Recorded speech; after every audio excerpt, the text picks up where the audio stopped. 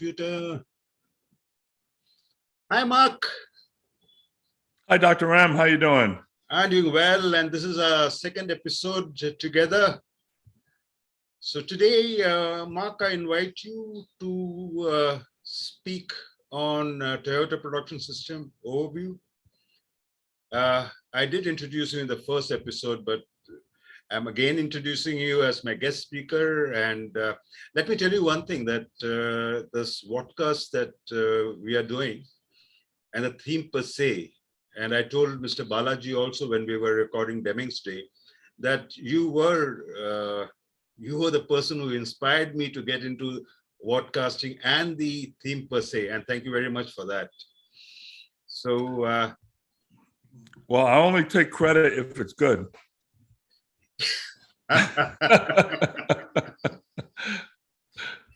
You don't believe in warranties anyway. So, Mark, I have made you the co-host. So,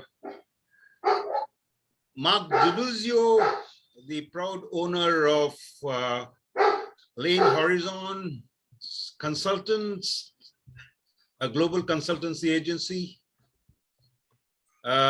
known very well for Danaher Business System, especially recognized for lean accounting, which that episode we will be doing subsequently. We have got at least 5 episodes with you. Yep.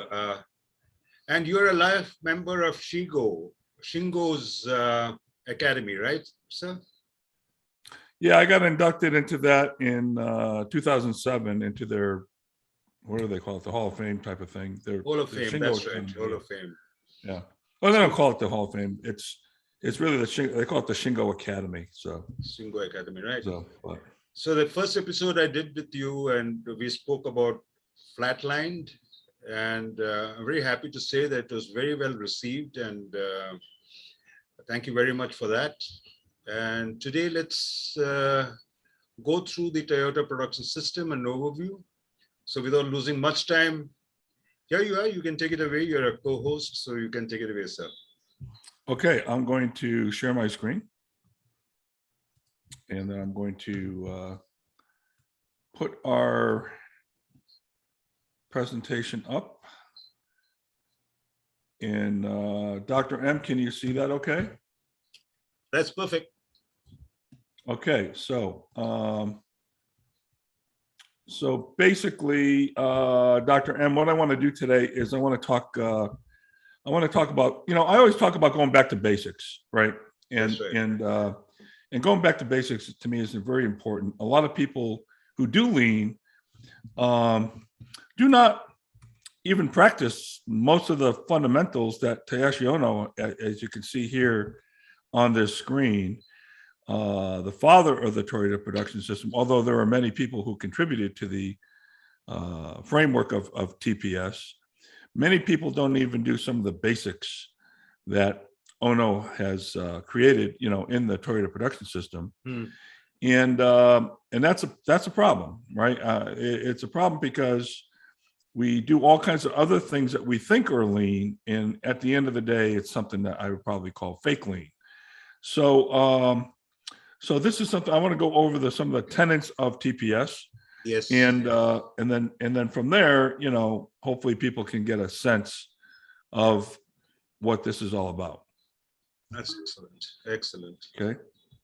And here you have a quote from him, which says, "People don't go to Toyota to work, they go there to think." Yeah, exactly. Well, I think a lot of what we talk about is the fact that the framework, if you will, of TPS, Toyota Production System, is the respect for people concept. And when we start talking about things like Judoka and things like that, you'll see that we don't want people to do mindless work. We want them to think and add their creativity to making today's standard better tomorrow, right? And we'll talk a lot about standard work as well. But I think that's a very important thing there, that we don't want just robots. It's not respectful for people, and we want to tap into their ideas. And at the end of the day, the operators who do the work are the best consultants. Even better than you and me, buddy. and they're the guys that know the operation the best. And we have to, as leaders, find a way to get their input and get them to, to contribute their ideas to make their work life better.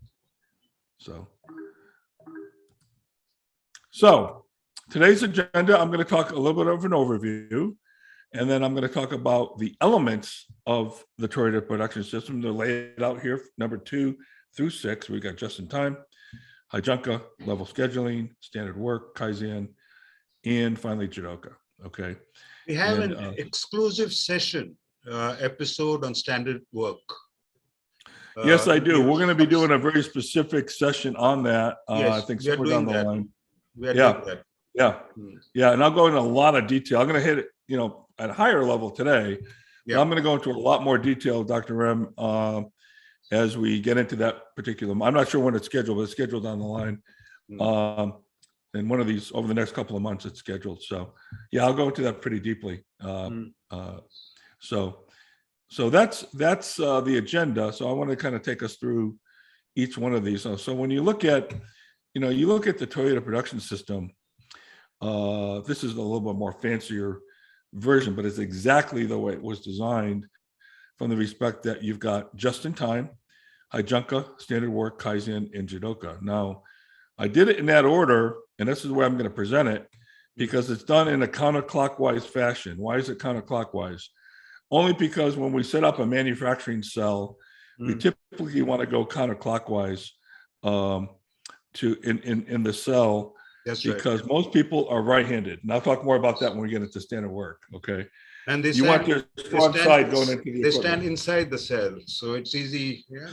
They stand inside the cell, and their strong side is their right side. Well, most people are right-handed, so 95 or so percent. So you want to set it up, and believe it or not, there's a 10% productivity difference with doing it that way. Okay. So I just took the opportunity to make a point, I guess, by going counterclockwise with my presentation. Mark, I always see Teachono with a cap on. This is the first time that I'm seeing on your screen with the absolute formal dress with a bow tie, and he has a medal hanging on his neck. Yeah, well, he was awarded, like Deming also, as we know, yesterday was Deming's birthday, awarded by a bunch of the government and by a lot of different organizations in Japan. And again, I never got to meet Teachono. My first trip to Japan was in April of 1990, and he died that year. But the guys that I worked with were his direct lieutenants. And I'll talk about them in this presentation as we go through. Sure. They actually treated Ono-san like a god, if you will, and honored him. And so he was a great man. And unfortunately, I missed him with my entry to lean. I started in 1987, and my first trip to Japan of many trips was in 1990, and that's when Ono-san passed away.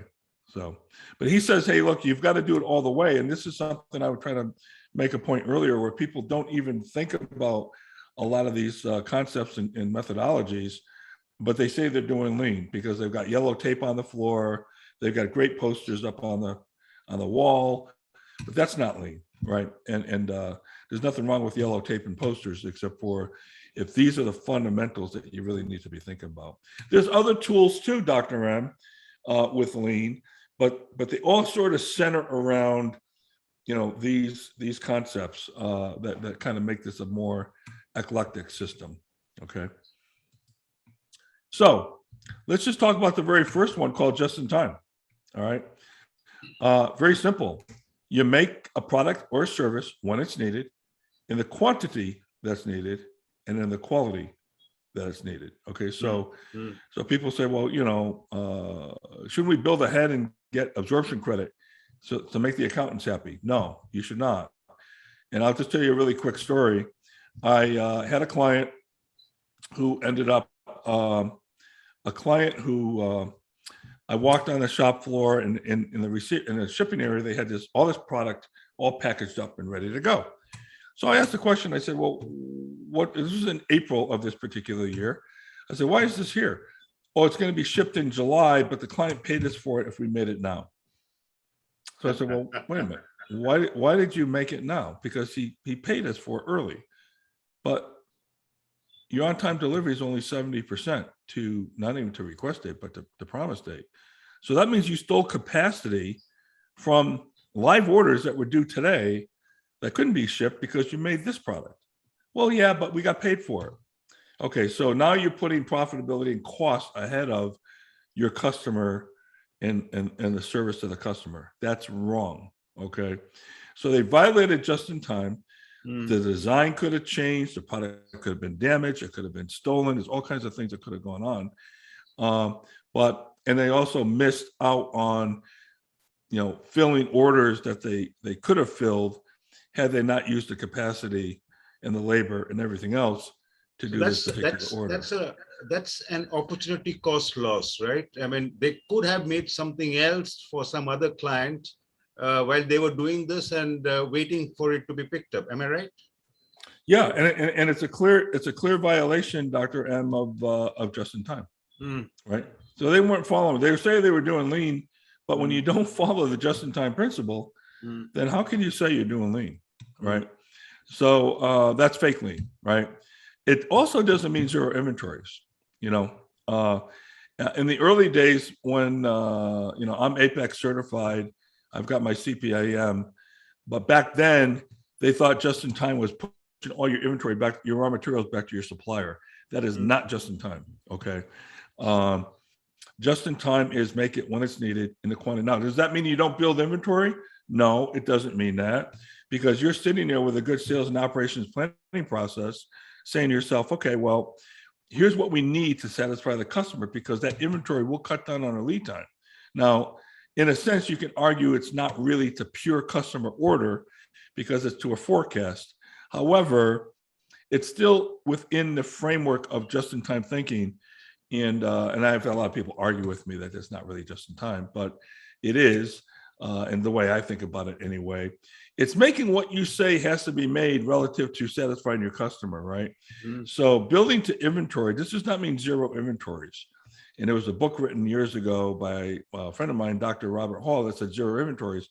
Everybody thought lean was about zero inventories, and it's not. Lean is about having the right inventory at the right place at the right time that you say has to be there. And whether it's being a Kanban or standard work in process or whatever. But just-in-time concepts are easy to understand, but not always really easy to follow. So that's one thing I see a lot of people do in terms of violating the principles. Mark, I'll hold you there. For a second. Well, we have defined just as quantity and quality. I would like you to focus on time, because there's often the production guys who say we met on-time delivery, but that's not the time that the customer wanted. That's the time that they renegotiated and arrived at the time that is convenient to the suppliers and manufacturers, not what the customer initially asked for. Well, yeah, I think that's a good point, because at Danaher, I made sure that everybody had a measure to request date, customer request date. So people will say, well, geez, that means our numbers are going to look bad. And we can't measure to request date because, look, if the client asks for it on the 15th of the month and you negotiate the 30th and you get it to them on the 30th, you mark yourself green, like you succeeded. The clients, they're marking you red because you're late. Now, sooner or later, somebody will figure out how to get that product to them on the 15th, and then you won't get that order anymore. You don't have to worry about it anymore because they won't do business with you. Okay. So the way to really get better is to make it ugly. And as long as you have a blameless environment, you can make it ugly and say, hey, look, I'm only 20% on-time delivery to request date instead of 90% to promise date. As a matter of fact, you should be 100% on time to your promise date. It's your date. you know? So we always pushed for, and actually mandated that you had to measure the customer request date. That's the only true way, Dr. M, that you're going to be customer focused and really understand what the customer needs. Now, people will say, what if the customer calls me tonight and gives me an order that they want tomorrow or in 2 days? Well, I know that stuff happens, but it's not the exception. People like to take the exception, I should say. They like to take the exception and pretend that it's the common occurrence. It's not. Okay. Yeah, that does happen. Okay.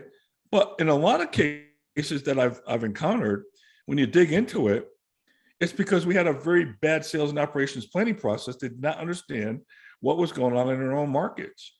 And we got blindsided by this order.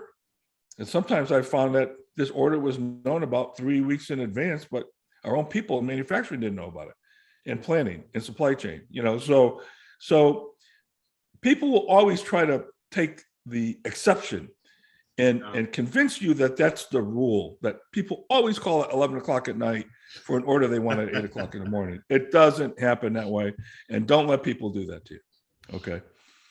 So request date is really key, I think, in my opinion. And that's really the only way you're going to be really customer focused when you get right down to it. Okay. When I look at Heijunka level scheduling, okay, well, what is that? Okay, well, it's a way that we, over time horizon, level the production volume that we're going to produce. Why is that important? It's called smoothing, right? I like to use real life examples. Okay, so if every night you have a family of 4 and you cook dinner for your family, and every night you set 4 plates at the dinner table, 4 sets of silverware, you cook for 4 people, you get into a rhythm. Okay, every time it's 4. All of a sudden I say, hey, Dr. M, on Thursday, I've got 20 people coming over your house. That's a whole different proposition, and that throws you way off, right? All of a sudden, you can't start thinking about preparing dinner at 3 o'clock in the afternoon for a 5 o'clock dinner. Why? I just told you 20 people are coming over. Do I have the inventory? Do I have enough dishes? Do I have enough table space, silverware? All of a sudden, it's a big deal. And then we go back to 4 the very next day. But then 2 days later, I say, hey, we got 12 more coming over. And every day I'm changing it on you. It's going to throw you into such a disarray in terms of planning and execution that it's not productive. So, a factory can't do that either. You can't say, hey, today we're going to make 50, tomorrow we're going to make 500. By the time you figure out where everybody has to go, especially when you get into standard work and think about loading to a takt time, which I'll talk about, the day will be over by the time you figure out even where to put people. You can't operate that way. You also can't jerk around your suppliers to say, hey, Mr. Supplier, today ship me 50, tomorrow ship me 500. You just can't do that. You've got to have a semblance of some smoothing. Now, people say, well, wait a minute, our business is seasonal. Okay, I think there's probably every business in the world has some seasonality to it. I don't care who you are, okay? But everybody likes to expect that to be the exception. Our business is seasonal. Well, you don't think anybody else's is? Okay. But over a time horizon, that horizon could be 2 weeks, it could be a month, it could be a quarter. You have to set that level schedule within whatever time horizon makes sense for your business. Okay. So that's a real key. Now, the middle chart there on the right is a Heijunka board where you actually execute. I'm not going to get into the mechanics of a Heijunka board, but I thought I'd show you that this is a mixed model production board. Okay. And there is a lot more technique to Heijunka. Right now, what I want to try to do, Dr. M, is just kind of talk about the concept of leveling and why you want to do that. We are doing an overview, so that's perfect. Yeah, exactly. So that's what we were doing there. Standard work. This was my main sensei, who was a direct disciple of Tayashi Ono, and actually Nikao-san, good friend of mine. Matter of fact, before the pandemic, he actually invited me to do a Kaizen with him, a study mission with him and co-lead it, which to me was a big honor because he said, it's kind of like, Muhammad Ali asking me to be a sparring partner. He was like, I think he's perhaps the world's best, okay, at what we do. And Nakao-san asked me to do that, but then the pandemic hit and we couldn't travel and the whole thing got messed up, right? But hopefully we're going to reinstitute that. And I'd love to invite you, Dr. M, to that session when we do it. But he said to me one day, way back when we first started this at Danaher in 1987, he said, if you don't understand standard work, I mean, really understand it, you don't understand the Toyota production system, okay? Oh. And that's how he felt about standard work. It's such an important concept. And remember, all these things tie together, right? These don't stand alone. It's one thing that consultants like to do is keep all these tools as separate tools in the toolbox, but they're really more like Venn diagrams. They really connect with each other. Like I can't talk about standard work without talking about level loading, because I've got to figure out what my level load is to calculate my takt time, which I'll talk about in a minute. I can't not talk about that without talking about just in time, 5S, single minute exchange of die. There's all kinds of things that tie into this, right? So standard work is very important, and Nakao was a big proponent of this particular methodology, and it was, again, important enough where Ono put it on the base of the house here, as you can see. I'm sorry, I kind of went ahead a little bit too much. This is a very busy slide, and I'm going to leave it up there only because you're as this is recorded up on YouTube, you could freeze this and look at it. And I'm not going to go through everything, but there's a lot of misnomers about what standard work is. The bottom line is, and I'll just say it this way, it's a process that identifies the one best way that we have observed, not something theoretical, not some, crazy PowerPoint study that we did. We've observed the one best way with no abnormalities, okay, to perform the work. Now, our job is to continue to figure out how to hit that standard all the time. And that's for the first problem, the first issue that we have to deal with. The next is we have to now figure out how to improve that standard. But as Takashi Ono said, there can be no improvement without a standard. You can't change. What are you changing if you don't have a standard? What exactly are you changing? It's really impossible to do. So a lot of people like to do standard work and bake in all of the problems that they have and all the issues. That is not what this is about. This is not a tool to identify all of your abnormalities. It's a tool to identify the one best way, when it works right, the one best way, and then figuring out when I can't hit that standard, I collect the reasons why, and I prioritize them because those become my next series of Kaizens. Kaizen meaning I'm going to hold a Kaizen event to improve that particular issue. So let's say, for example, I have to load a part onto a fixture. And every once in a while, the fixture gets stuck. And I waste 20 seconds getting the part out of the fixture, okay? But when I did observe this with, the one best way, I didn't have that abnormality. Well, I want the standard to be without that 20 seconds of waste. And then when I do get that 20 seconds of waste because it got stuck, I want to know about it. And I want to find out why wasn't I able to hit the standard. It's not the operator's fault, it's the process's fault. Okay. It's a big concept, by the way, of not blaming the operator, blaming the process. And I think Deming was a big proponent of that, right? Yes. And so I think Deming was Dr. M. I think Deming said 96% of the issues of a company are process related, not people related. I might have the percentage off of 1 or 2 points, but that's about what he said. And so this is not a document to identify all of the abnormalities. Okay. Mark, I just, whatever standard, the way I hear you, and I'm just paraphrasing what you have said, is that whatever standard you have today, you keep looking at it, keep looking at it, do Kaizen on that, and make those standards much more stringent, removing all the waste that has taken place. So whatever the standard is today, after you do Kaizen, you take a baby step. It's a small change which will give you a big improvement. Am I right at that? Yeah, I mean, I'll give you an example. I mean, even in a standard where you say it's the one best way, it's still going to have non-value added activities. So for example, if I have to walk between machines, let's say 20 feet, maybe I do a cell design and bring that machine closer, so I'm only walking 5 feet. Okay. So, because walking is one of the identified ways, right? So, yeah. So the one best way right now, because that machine is 20 feet away, is going to have those 20 steps of waste. But now I can do a Kaizen, bring the machines closer together, and eliminate, 75% of the walking time, because I just relocated the cell, or the machines within the cell.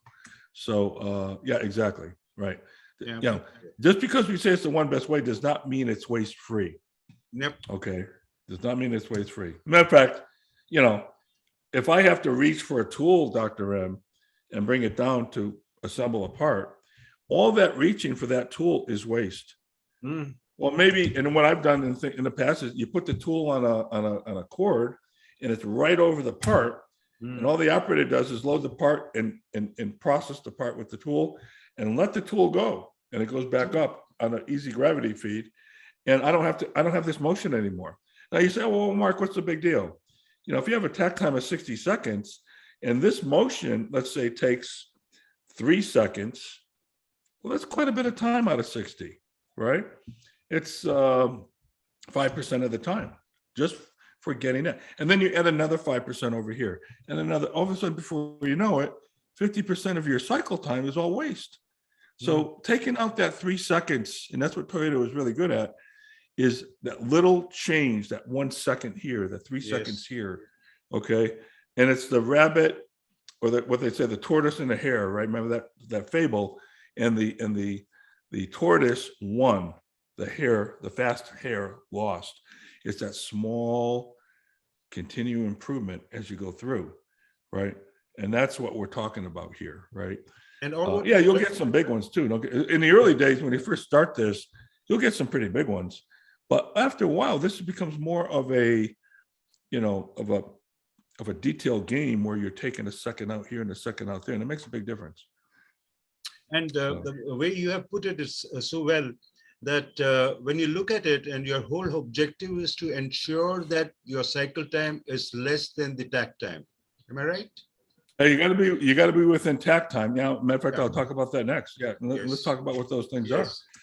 So when I look at what I like, again, like Dr. Jones, you know me, I like to use analogy. So I like to compare standard work to an orchestra, if you look on the right. So I broke this down into 4 elements: people, process, layout, instructions, and rhythm. And so let's just talk about people for a minute. In manufacturing, of course, it's the production operator.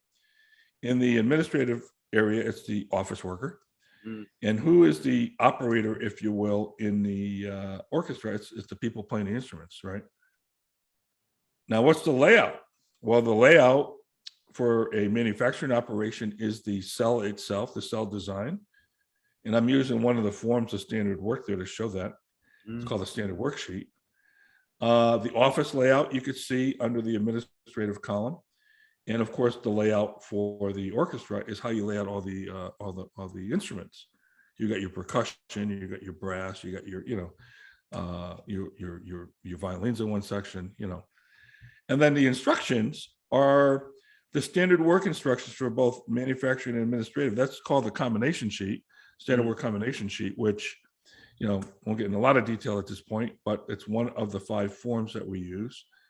And of course, the layout for sheet music is sheet music for an orchestra, right? So let's just stop right there and ask yourself this: how many times have you seen companies set up a production cell where they try to flow the material with no sheet music, with no standard work instructions? That is as ludicrous as setting up an orchestra without giving them sheet music to play. Can you imagine what that would sound like? Right? Irrespective of whether they are playing that music for the 100th time, but the sheet music has to be in front of him. And that's what he follows. Not because he did that 100 times does not mean that the standard sheet should not be there, and he follows that. Am I right, sir? Exactly. And then you think about this and you say, okay, well, what if the lady up on top playing the flute is absent and they have to get a substitute? Well, what are they going to play? And that happens in operations all the time, where operators take vacation, they're sick, so they change jobs or they rotate or whatever, right? So I don't know how many times I've seen people set up manufacturing cells with no sheet music. Okay. And then they wonder why the quality is bad. And they also wonder why their productivity is bad and their delivery is bad. Well, it's the same thing as an orchestra, right? The music's not going to sound really good at the end of the day. And then last but not least, there's this concept called takt time. And what does that really mean? It's really, simply it means your available time. How often do I have to make a part or get a document or a service complete to satisfy customer demand? So for example, if I had, let me just make up the numbers here.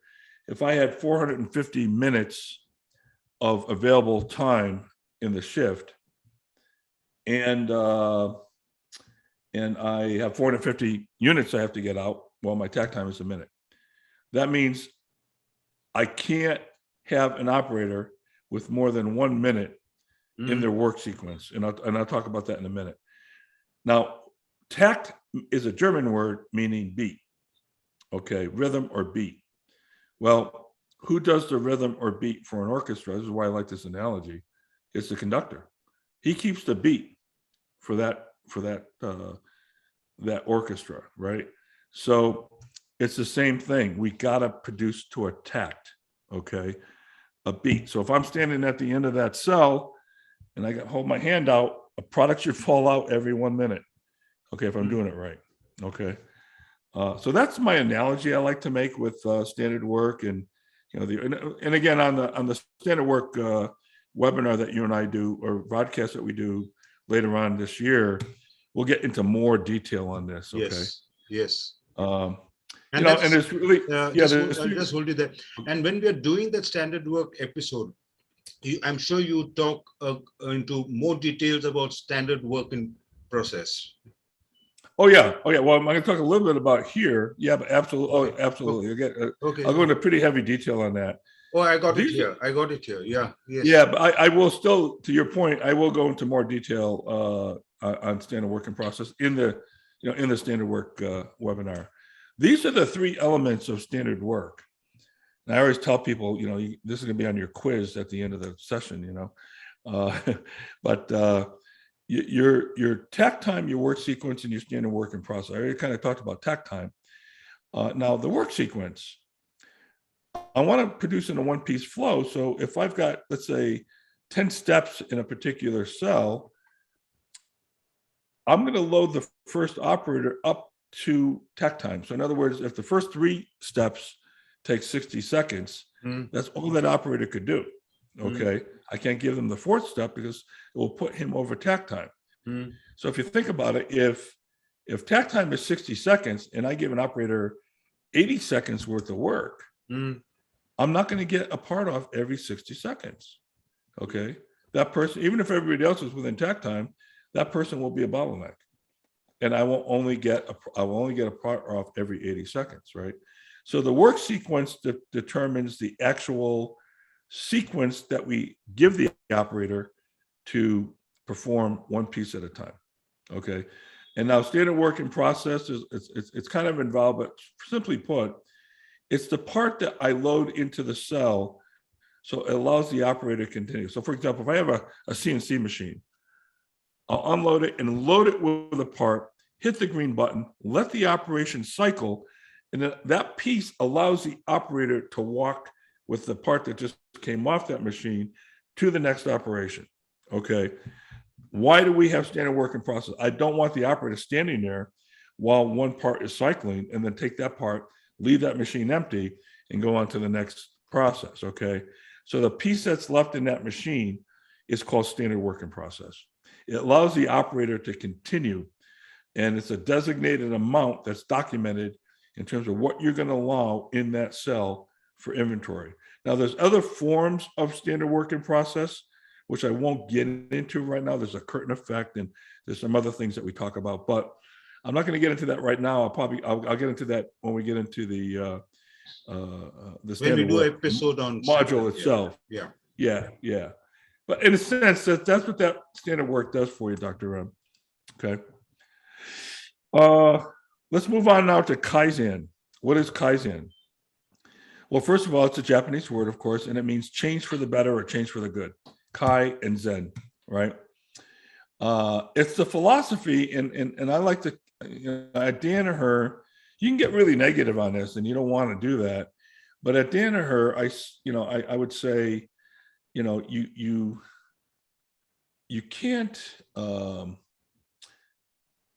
always beat yourself up. You have to celebrate your success, right?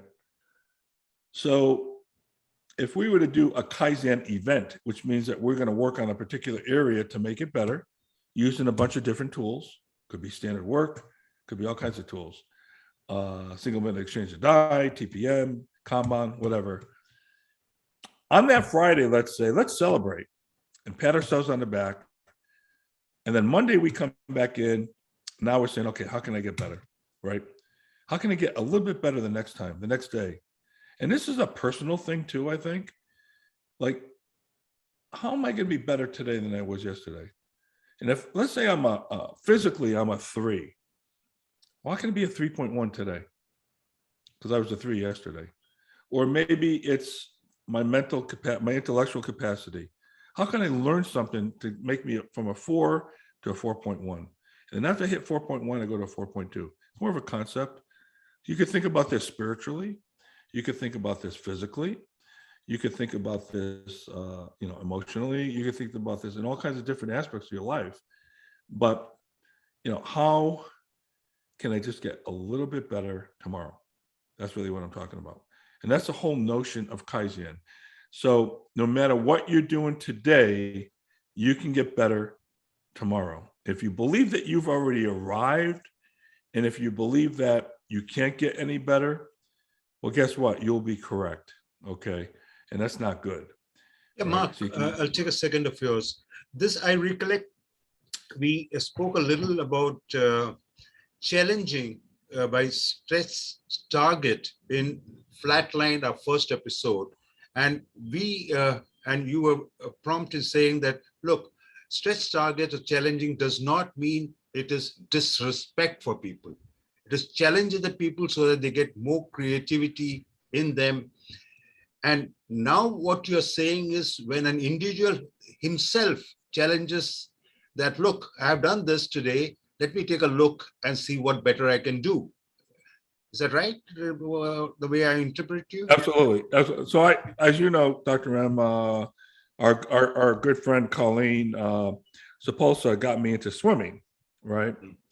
And now I figured I worked myself up to 170 laps in my pool, which means 1 mile. Okay, now I do a mile 3 times a week. But when I get to 170 laps, you know what I do? I'll do 1 more lap. Wow. Just one. Okay, I'll do 171. And then the next time I do my mile, I might do 172. Okay, just get a little bit better, just a little bit. Okay, not a big deal. It's just, to me, it's a mindset more than anything, right? And so I came up with this saying at Danaher: a healthy dissatisfaction with the status quo. Health, the key word on this is healthy, right? So, a lot of people like to think things are impossible, right? And there was a guy named Roger Bannister who was the first guy to break a 4-minute mile. Everybody said it couldn't be done. Once he broke the 4-minute mile, everybody broke it, right? It's a mindset, right? So if you say it can't be done, it won't. And this even goes into the notion in my Japanese senseis, Nakao and Iwata, couldn't understand why we would plan for 98% on-time delivery. They would say to me, why are you planning on failing 2% of the time? That's a mindset. Now, somebody might say, well, geez, we're at 60%. It's not fair to give me 100. Well, okay, I'll give you 98. Is that not, that's more fair? You know, it's not that we're expecting you overnight to get to 100. It's a mindset that basically says, why are you planning on failing? They couldn't even understand that about Six Sigma.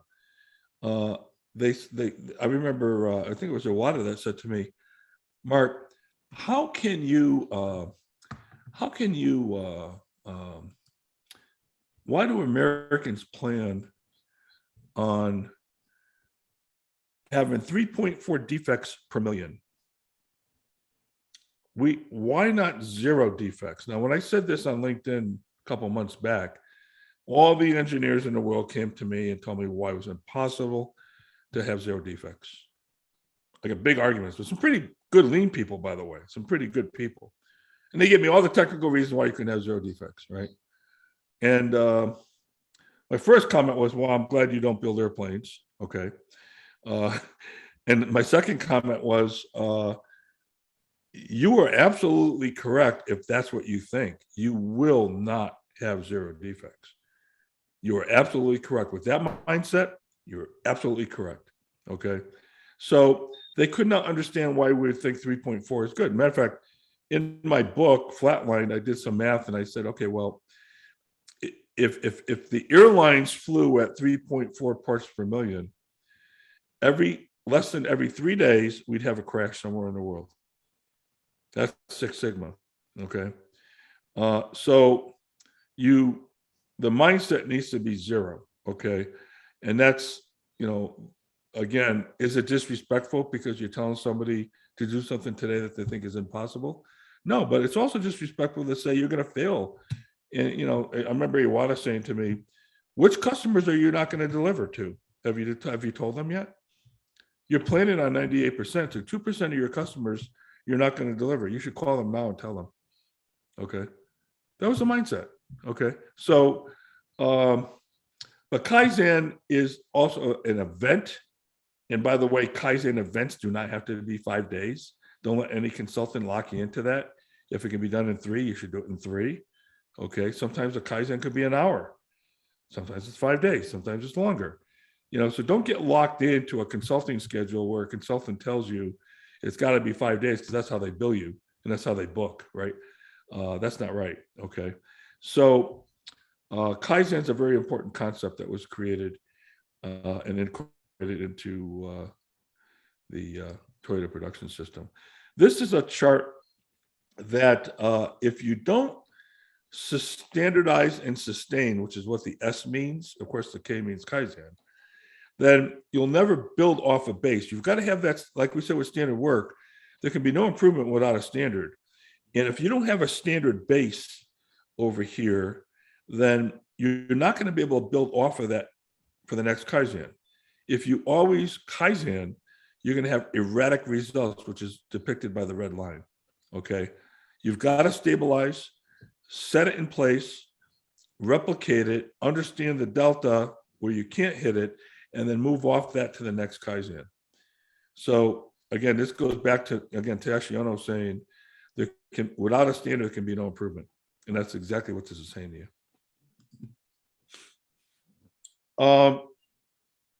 Continuous improvement, or Kaizen, if you will, most companies get involved with, but what they miss is this whole notion of respect for people.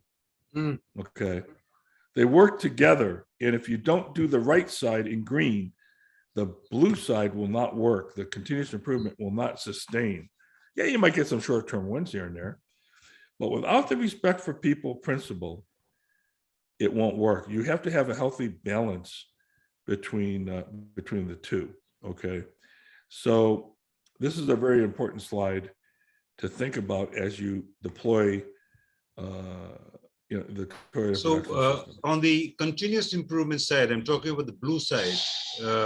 You've got challenge, Kaizen, and Jinjitsu. Am I pronouncing it right?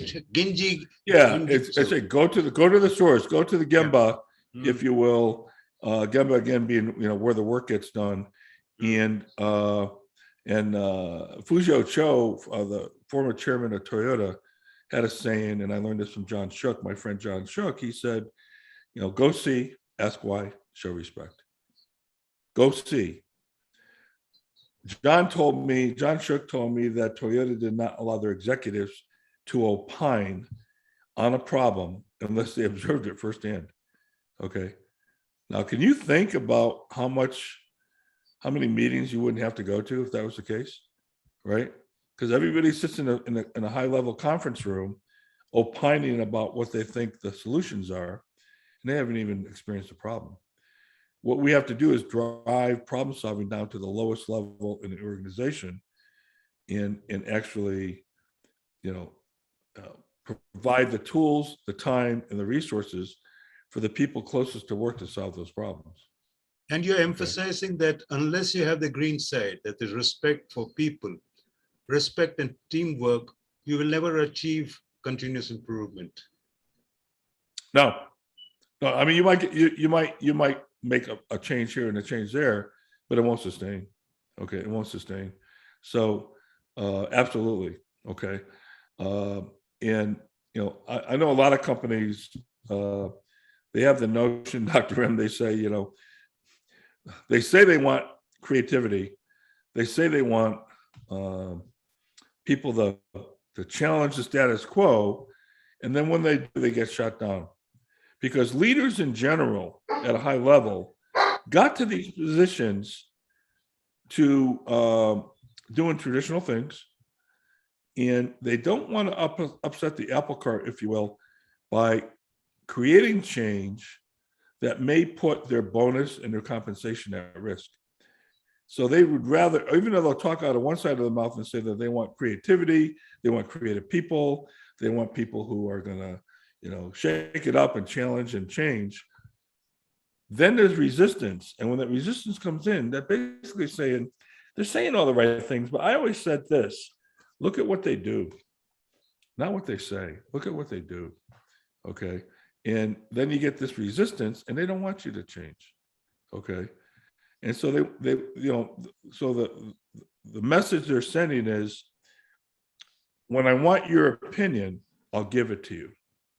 Okay. That's the note. That's what happens in a lot of cases. Now, maybe not be explicit in the company, but I do happen to know people who are in companies right now that have that environment. Okay. On one hand, all the posters say all the right things, but all the leaders are doing completely the opposite. Okay. And you got to remember too, the leaders that get to those positions are pretty much leaders who probably like routine. They don't embrace risk very well. They like routine. They don't like a lot of change. They like predictability. Okay. And when you put all that together,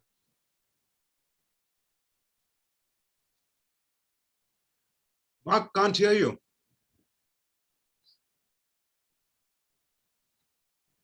Can't hear you. You can't hear me? Now I can hear you. Yep. Oh, well, I was going to say one of the worst things that could happen, hardest things to do, is try to transform a company who's performing financially very well. There's no incentive, and people say, "Why would I mess with that? Why would I mess around with changing when I'm making my bonus, I'm making all my money, and all that?" And it's really hard to do. So that's something to think about. This respect for people is a rather a big deal. Yep. This chart, it's a little bit dated, but it talks about the attitude that employees have towards supervision and career and job and customer and company. The more Kaizens they do, the higher their attitude scores were in this study. Okay. So I think the people who have done 6+ Kaizens, you can see their scores on the right as they measure them. I'm not sure what the unit of measure was, but career opportunity, jobs, they have better engagement, better attitude, the more involved they are in Kaizen events. Okay. Mark, can you repeat that again? Because I couldn't get you there. Can you repeat that again? Yeah. The more Kaizen events that an employee does, So you can see up on the top, it goes from 0 to 6+. Yeah. These numbers in these boxes are all the scores of their attitude as to how they feel about supervision, about the company, about their career, job satisfaction, customer, the whole thing, right? So their attitudes are directly correlated to the amount of Kaizen events that they've been involved in. The more Kaizen they get involved in, the more activities they're asked for their opinion, they can actually make changes, then the attitudes are higher. Okay. And you can see the negative numbers when they have 0 Kaizen events. Then it goes up a little bit under 1 to 2 Kaizen events. It goes up again under 3 to 5, and then 6+, it's off the charts, right? And people's attitudes are so much better because they're involved. They're actually being asked to engage their mind, not just come in and push a green button all day. And so there's a direct correlation with employee engagement and attitude. That's really what this is saying. So the more Kaizen that you do, the more involved the person would be in the job, right, sir? The more involved and the better their attitude becomes. Okay. Yes. Yeah. Yep. Okay. Just another reason to do it, right?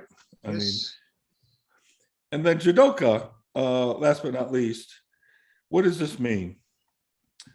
It doesn't translate directly to English.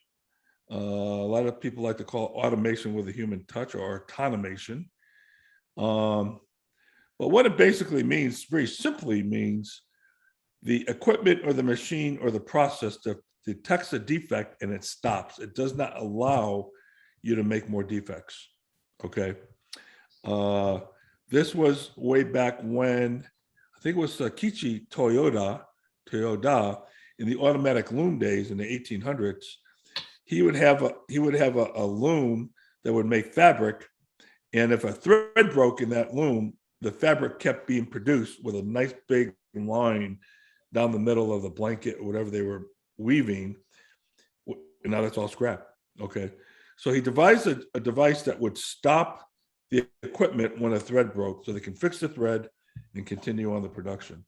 Well, that concept is,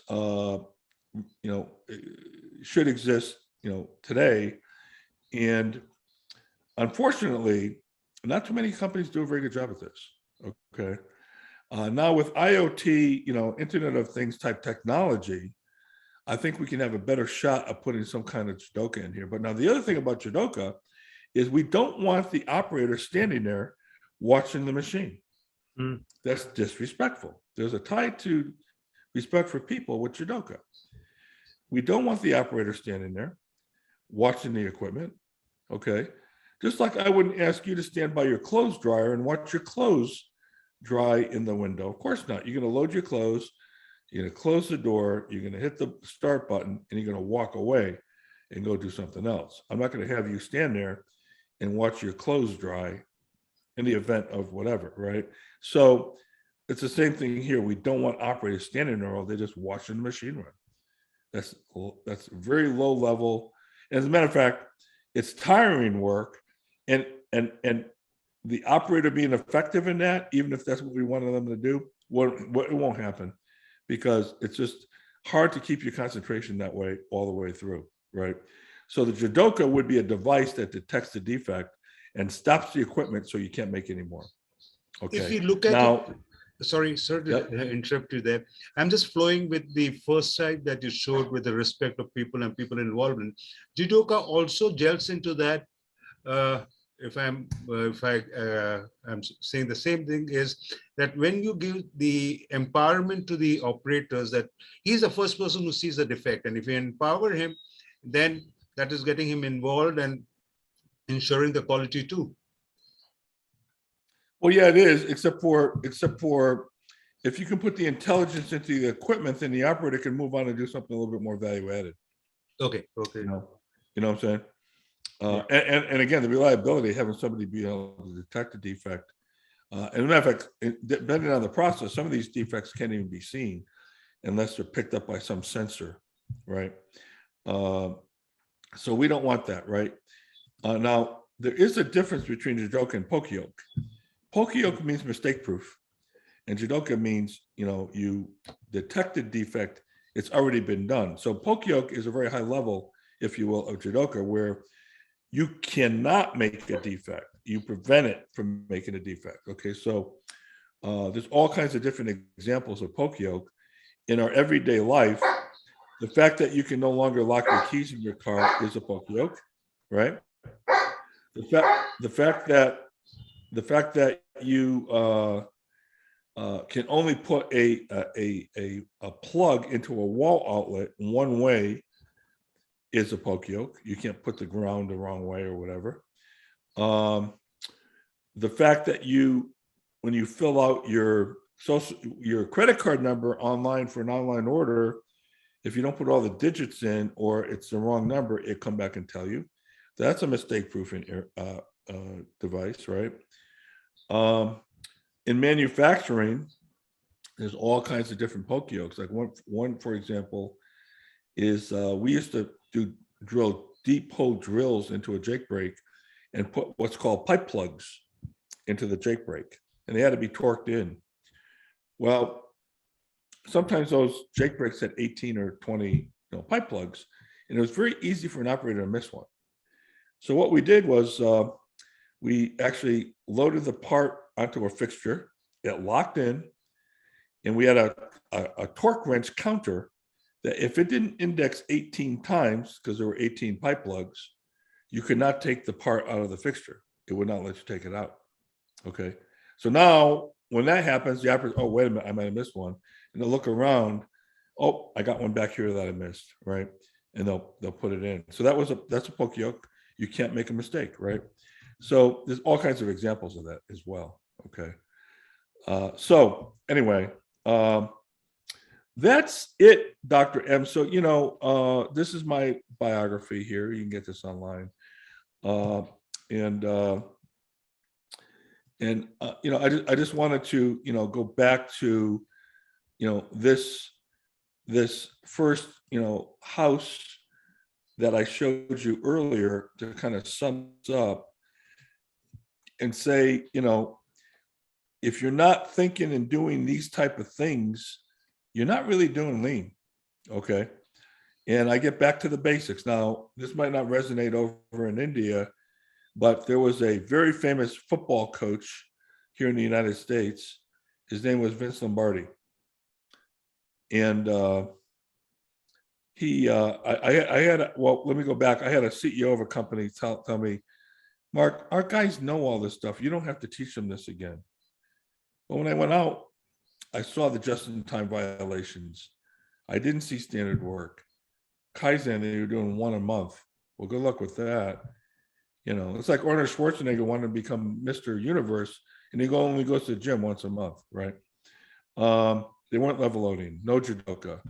But they had all the poster boards, all the signs, everything else. He said, oh, my guys understand all this. No, they don't, because I don't see it, right? And I said to him, Vince Lombardi, the most successful football coach in NFL, National Football League history, he had a team, and this team was full of future Hall of Fame players. His first practice with this team, he held up a football and he said, gentlemen, this is a football. Okay. From there, he went on to teach them the basics of the game, all the fundamental, nothing fancy.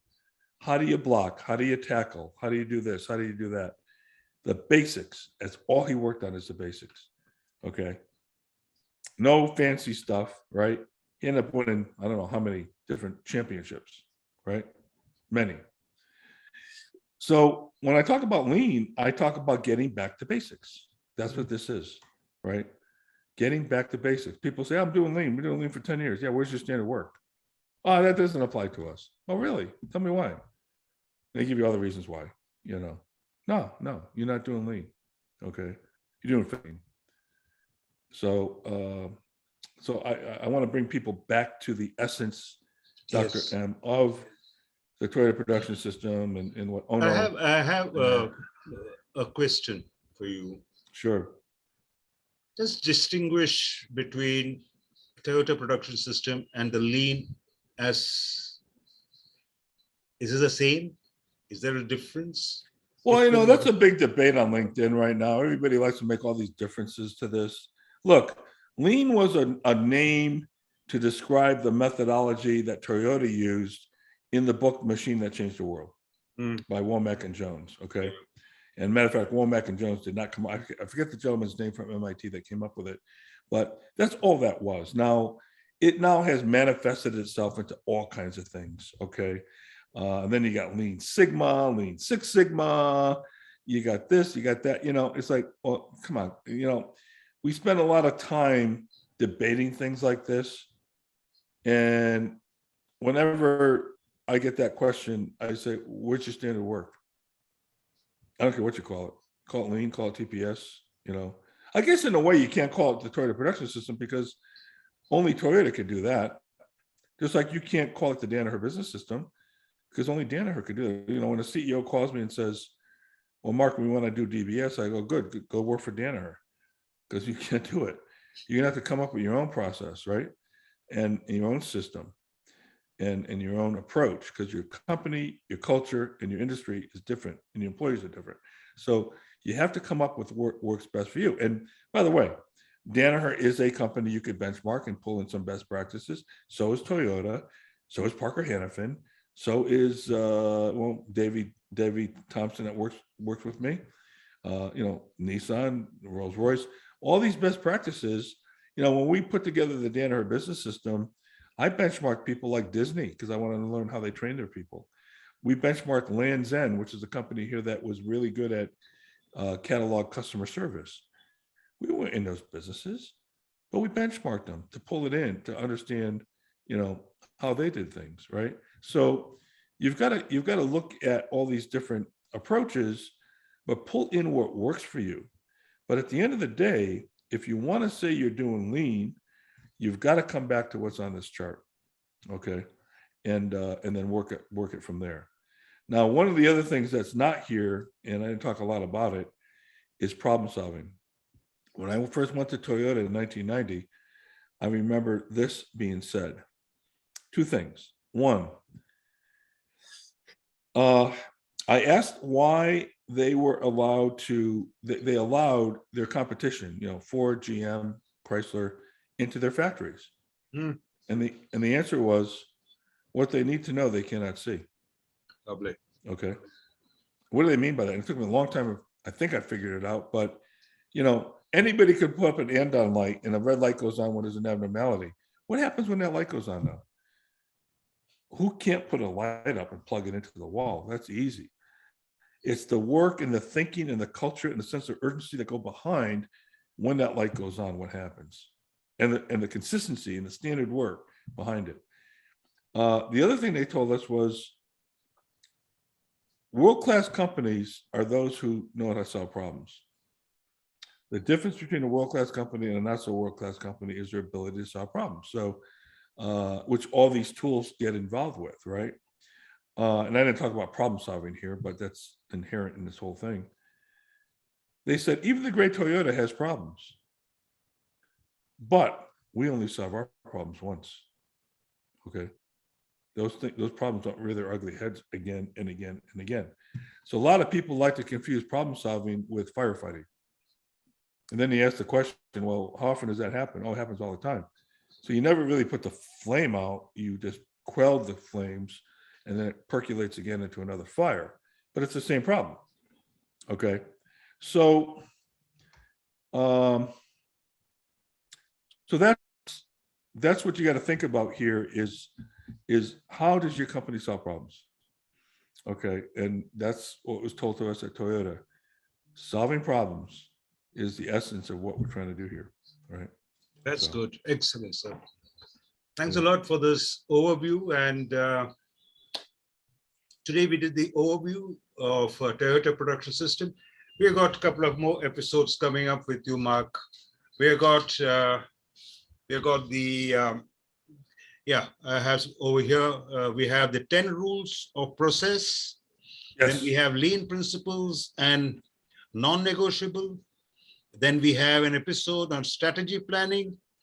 Then we have a detailed one episode on standard and standardization. And the best, but the last, because I'm going to get you over and over again, is lean accounting. So we'll talk Yes. about all these episodes, one after Now, the lean other. accounting I developed in 1989. I think I was the first one to do it. So I'm known as kind of Yes, like you're recognized. You're recognized as one of the first. father of lean accounting, yeah. And once you understand the philosophy and principles of lean accounting, it's embarrassingly simple. I hate to say it. A lot simpler than what they taught you in college about traditional cost accounting.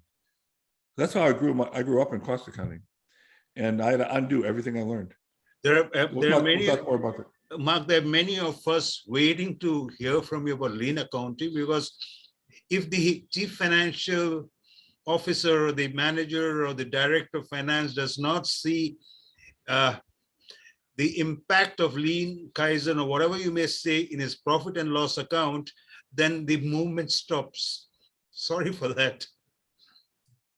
Well, yeah, and I'll talk about that, Dr. M, because I remember having to present to the Rails brothers, the two principal shareholders who started Danaher, as to our accounting profits were down as we took down inventory. And I'll explain that it's not about accounting profits, it's about cash flow. Okay, that's really the essence of any business, is cash flow. And once I explained that to them, they got it, and we were good to go. So thanks a lot, Mark, and we'll see you soon. And I'm sure tomorrow you'll do one more lap of your swimming, a Kaizen on that. Thank you very much. And thank you. Thanks for having me, Dr. M. Grateful to you, and thanks a lot to you. Remember you every day. Stay blessed, and to all the family members, Madam DeLuzio, I know Diana, I often mispronounce it. I don't like mispronouncing the names. Yeah. And of course, my love to Scott. And his book is doing very well, I heard, and it's very well appreciated. Yeah, his book's called Surviving Sons, doing very well. He has a radio interview today in Connecticut, and he's doing a couple other podcasts today too. So he's doing very well. So TV shows. Do convey my regards to both of them, sir. I will. Thank you very much. Thanks a lot. And just stop recording. Here we go. Have a good day and a lovely week. Bye-bye. Take care.